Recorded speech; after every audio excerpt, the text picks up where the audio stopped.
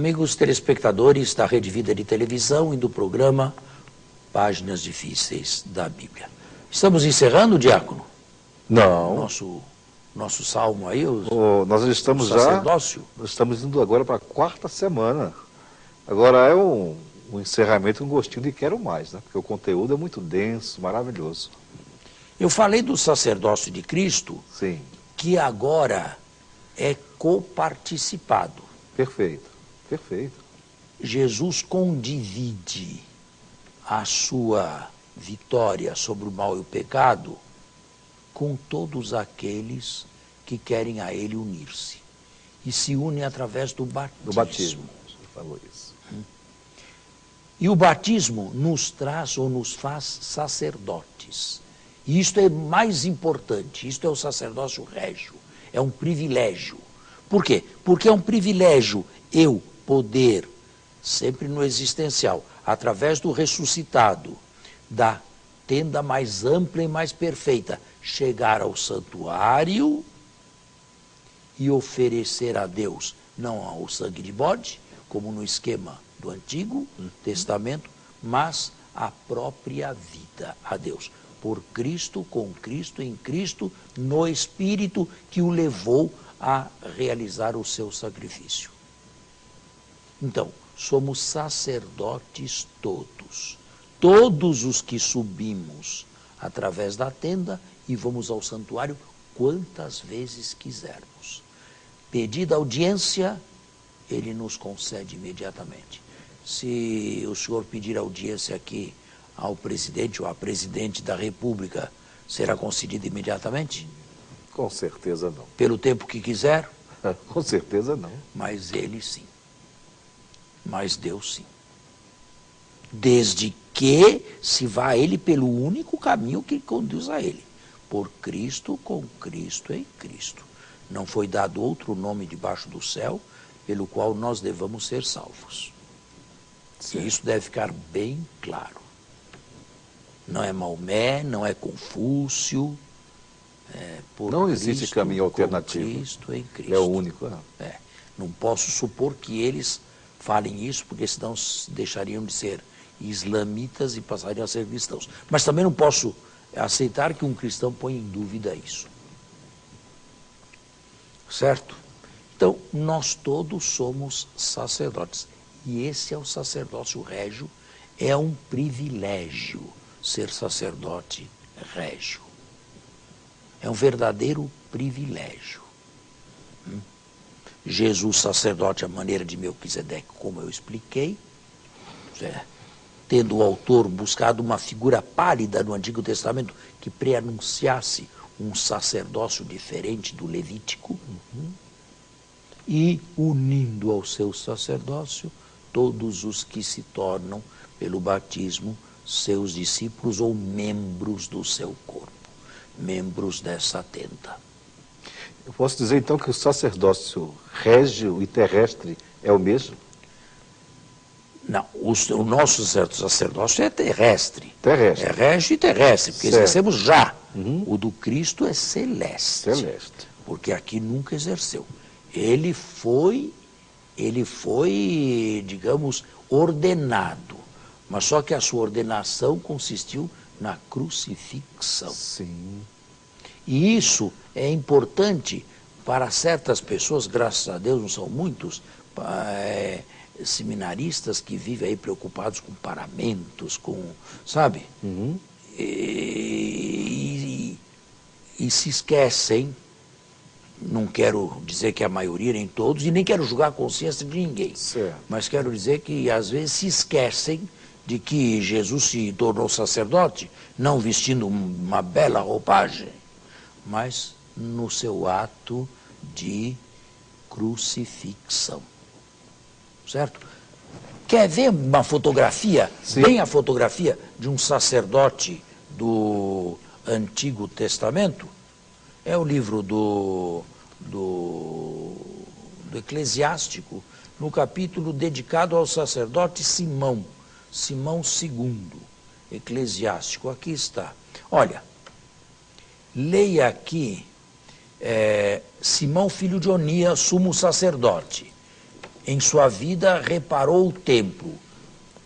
Agora, a partir daqui. Preocupado em evitar a ruína de seu povo, fortificou a cidade para o caso de assédio. Como ele era majestoso, cercado de seu povo, quando saía de detrás do véu. Como a estrela da manhã em meio às nuvens, como a lua na cheia. Como o sol radiante sobre o templo do Altíssimo, como o arco-íris brilhando nas nuvens de glória. Como a rosa na primavera, como o lírio junto de uma fonte, como um broto do Líbano no verão, como o fogo e o incenso no incensatório, como vaso de ouro maciço, ornado de toda espécie de pedras preciosas, como a oliveira carregada de frutos, como o cipreste elevando-se até as nuvens, quando tomava sua veste de gala e revestia-se de seus soberbos ornamentos, quando subia ao altar sagrado e enchia de glória o recinto do santuário, quando recebia das mãos dos sacerdotes as porções do sacrifício, ele próprio, estando de pé junto à fornalha do altar, cercado de coroa de irmãos, como de seus rebentos os cedros do Líbano, cercavam-no como troncos de palmeiras. Quando todos os filhos de Arão em seu esplendor, tendo nas mãos as oferendas do Senhor, diante de toda a Assembleia de Israel. Enquanto ele realizava o culto dos altares, apresentando com nobreza a oferenda ao Altíssimo Todo-Poderoso, estendia a mão sobre a taça, fazia correr um pouco do sumo de uva e o derramava ao pé do altar. Perfume agradável ao Altíssimo Rei do mundo. Então, os filhos de Arão gritavam, soavam suas trombetas de metal maciço e faziam ouvir um possante som, como memorial diante do Altíssimo.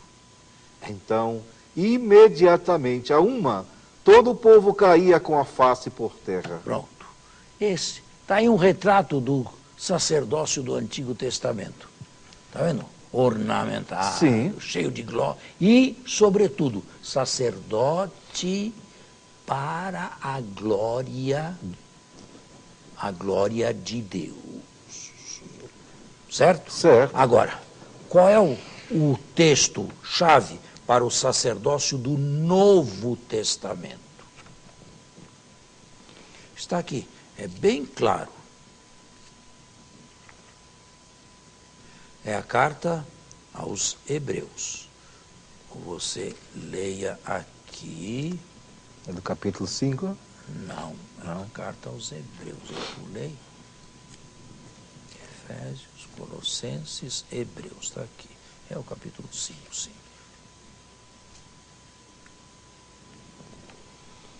Começa aqui. Todo o sumo sacerdote é o Antigo Testamento ainda.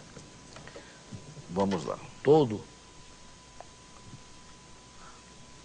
Porquanto todo sumo sacerdote, tirado do meio dos homens, é constituído em favor dos homens em suas relações com Deus.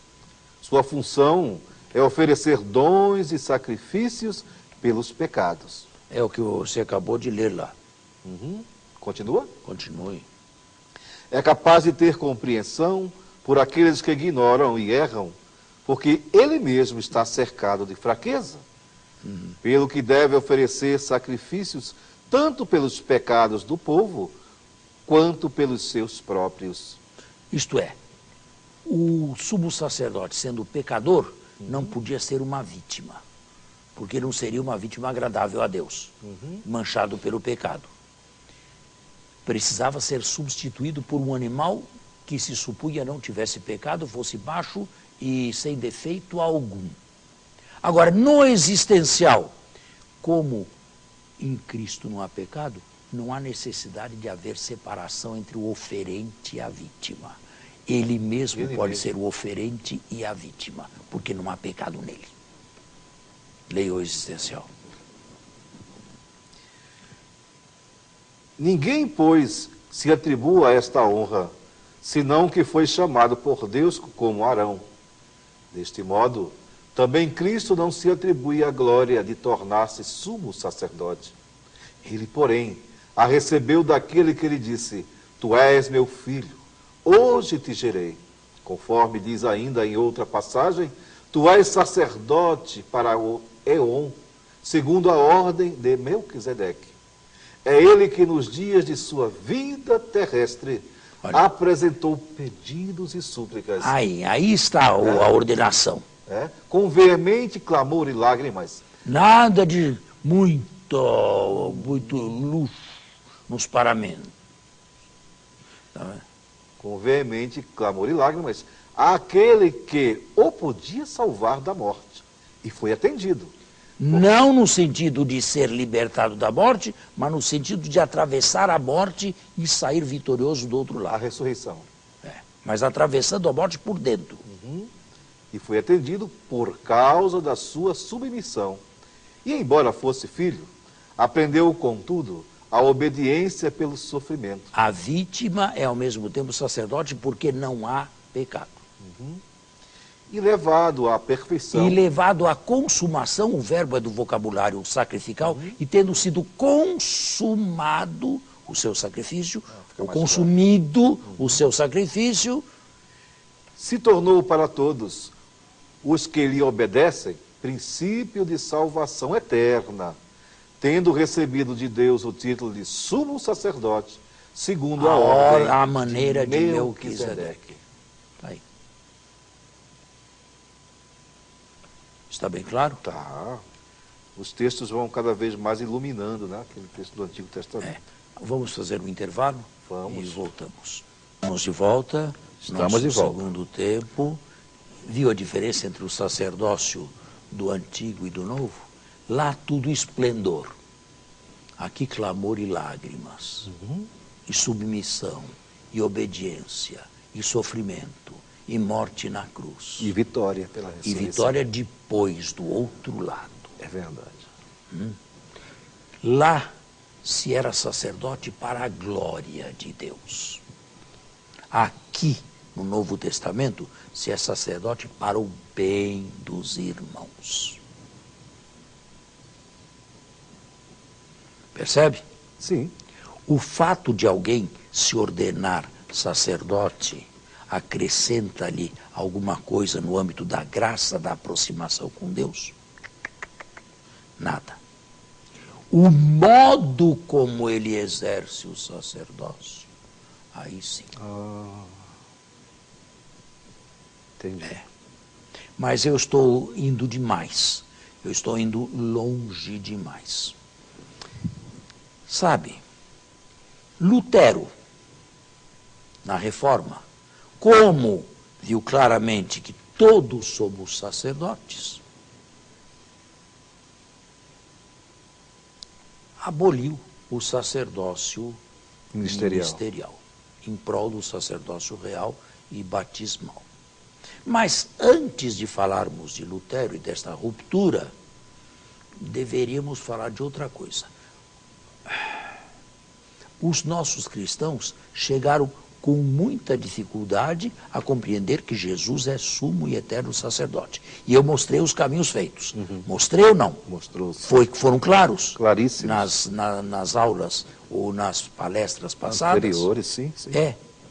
Pois bem, este sacerdócio, ele, Jesus, comunica a todos, mediante o batismo. Agora, que tem a ver a Eucaristia que se celebra com tudo isso aqui? Justamente a pergunta que eu ia fazer. Que tem a ver? Aparentemente nada. E por isto mesmo, no Novo Testamento, não existe uma vez em que eu, sejamos chamados sacerdotes. Existem os dirigentes, os guias, os pastores, mas sacerdotes não. Por quê? Porque sacerdote e sacrifício são dois termos correlatos. Onde houver um, há outro. onde não houver um, não há outro. Certo? Certo. Como não se sabia no início se Jesus era ou não sacerdote, e menos ainda se tinha comunicado um sacerdócio, não chama ninguém de sacerdote ministerial. Todos somos sacerdotes reais pelo batismo, porque entramos no santuário através da tenda e oferecemos os sacrifícios existenciais da oferta da vida, todos os dias que quisermos. E tomara queiram todos os dias os nossos telespectadores, na verdade, sim, que o programa também tenha um aspecto parenético, exortativo enfim, de exortação. Agora, a Eucaristia, o que era? Só no final do século, Está falando do século I? do século I, se descobriu, se intuiu que a Eucaristia estava intimamente relacionada com o sacrifício de Jesus. Então, apareceu o vocábulo sacrifício, a Eucaristia é um sacrifício, e o termo sacerdote aparece em seguida. Mas os livros do Novo Testamento já estavam escritos, por isso a terminologia não é do Novo Testamento. Entendi. Certo? Só quando a Eucaristia foi considerada em estreita relação com a execução de Jesus e sua ressurreição, como um sacrifício, então aquele que a presidia recebeu o título de sacerdote, mas não está mais aqui. Alguém presidia, mas não se tinha ainda esta visão ou esta clareza, certo? Que a Eucaristia era um sacrifício incruento, que não repete, mas reatualiza o Calvário. Isto é, traz novamente o único Calvário para junto de nós, para cima desse altar aqui, onde ele é oferecida. Não é a repetição do Calvário, não é a repetição, é a reatualização. É o mesmo ato substancialmente presente. É o passado trazido para o presente em forma de sacramento, ou através do sacramento. E realmente presente no sacramento, mas realmente presente. Então, há o sacrifício e há aquele que o oferece. E este pode receber o nome de sacerdote porque está relacionado com a Eucaristia, que é o único sacrifício que se tem e que nós oferecemos na vida cristã. Bem, se o sacerdócio real é batismal e oferecido a todos pelo batismo, e existe uma outra linha do sacerdócio de Cristo que não é oferecida a todos, porque não é real, porque não é um privilégio, porque é um serviço em favor daqueles e para aqueles que querem ser sacerdotes reais. Para eles é um privilégio, para mim é um serviço. Quem é que o torna sacerdote real capaz de oferecer? Eu, o Senhor, batizando. Quem é que torna possível que ele ofereça a Deus os seus sacrifícios existenciais unidos ao sacrifício de Cristo? Eu, que o coloco sobre o altar. Quem é que o reconcilia com Deus? Eu, que o absolvo em nome do Pai, do Filho e do Espírito Santo. Portanto, existe uma outra linha que está subordinada à primeira, a serviço da primeira, que é menor com relação à primeira, e que é o sacerdócio ministerial. E é chamado sacerdote porque está relacionado com a Eucaristia e a oferenda do único sacrifício. E por que o diácono não é sacerdote? Embora tenha o primeiro grau do sacramento da ordem, porque ele não está relacionado com o sacrifício. Ele não se ordena em função do sacrifício. Ele não oferece o sacrifício. E como não existe o sacrifício presbiteral e um sacrifício episcopal superior, existe um único sacrifício, o sacerdócio, estritamente falando, é um só, o ministerial, é um só, porque um só, seja presbítero, seja episcopo, seja bispo, seja papa, oferece o único sacrifício.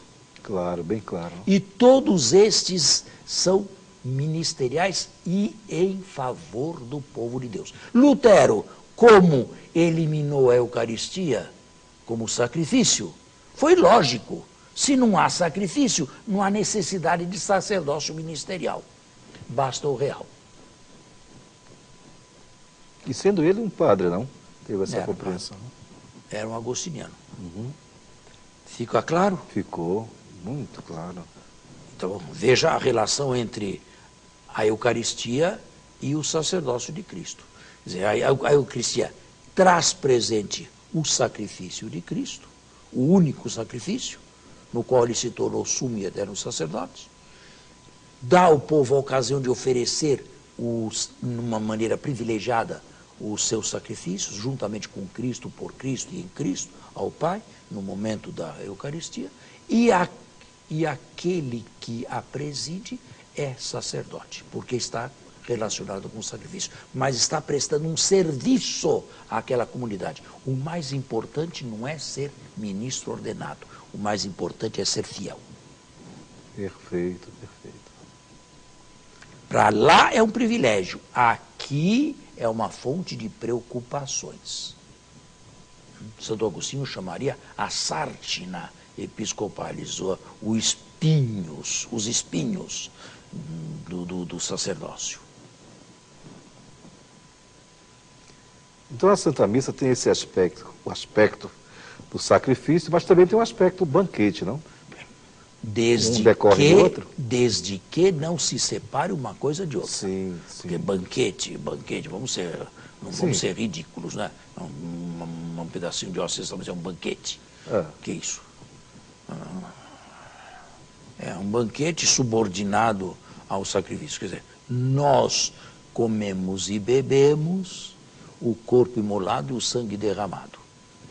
E pedimos a Cristo que nos una sempre mais, que nos faça sempre mais unidos à sua paixão. E depois, na força deste alimento, saímos, não para celebrar outra missa, mas para fazer com os outros o que Jesus fez conosco. Isto é, nos tornarmos nós também pão e vinho, corpo e sangue imolados pelos outros, no serviço abnegado aos outros. E isto tanto o ministro quanto os fiéis. Claríssimo e fortíssimo isso. É o sentido da nossa fé, não? Paixão, morte e ressurreição de Cristo. Mistério pascal. E nós, é o meu sacrifício, com a vitória da ressurreição, o Calvário glorioso que se traz sobre o altar. E é um momento essencial em que a Assembleia se torna igreja. Por isso que, onde não há Eucaristia, não há igreja bem formada. Verdade. Porque o cume da vida cristã é o culto sacerdotal, sacrificial de Cristo a Deus, uma participação nesse culto, e a oferta de cada um de si a Deus. Exercendo o sacerdócio batismal, porém de maneira nunca individualista, personalista sim, pessoalmente sim, mas nunca individualista, em comunhão com os outros. Pedras vivas, junto com outras pedras vivas, a formar um templo vivo. Agora eu acho que eu acabei, mas o tempo também está encerrado. Eu acho que acabei o Salmo 110. Mesmo sem citarmos os versículos 5º, 6º e 7º. São os mais importantes esses. Certo. Às vezes 2, 3 versículos são suficientes para nós tirarmos toda uma teologia aí do saltério. Olha, nós passamos, são 4 programas, 4 domingos só sobre esse salmo. Mas não vai acontecer isso nos outros, eu prometo. Não, prometo que não.